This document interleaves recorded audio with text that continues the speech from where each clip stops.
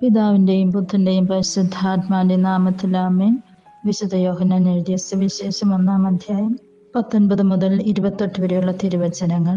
ഫരിസേയർ വിട്ട ആളുകൾ യോഹന്നാനോട് ചോദിച്ചു, നീ ക്രിസ്തുവോ ഏലിയയോ പ്രവാചകനോ അല്ലെങ്കിൽ പിന്നെ സ്നാനം നൽകാൻ കാരണമെന്ത്? യോഹന്നാൻ പറഞ്ഞു, ഞാൻ ജലം കൊണ്ട് സ്നാനം നൽകുന്നു, എന്നാൽ നിങ്ങൾ അറിയാത്ത ഒരുവൻ നിങ്ങളുടെ മധ്യേ നിൽപ്പുണ്ട്. എന്റെ പിന്നാലെ വരുന്ന അവന്റെ ചെരുപ്പിന്റെ വാറഴിക്കുവാൻ പോലും ഞാൻ യോഗ്യനല്ല.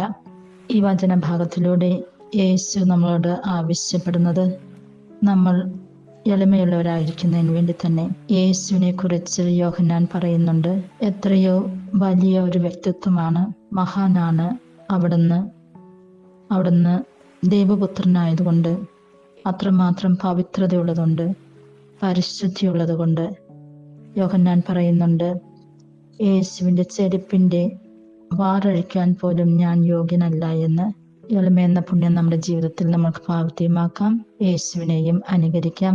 നമ്മുടെ ചിന്തകളിലൂടെയും വാക്കുകളിലൂടെയും പ്രവർത്തനങ്ങളിലൂടെയും യേശുവിനെ നമ്മൾക്ക് ഈ ലോകത്തിന് നൽകാം. അതിനായിട്ടുള്ള കൃപാവരങ്ങൾ പിതാവായ ദൈവം നമ്മൾക്ക് ഓരോരുത്തർക്കും നൽകട്ടെ എന്ന് പ്രാർത്ഥിക്കുന്നു.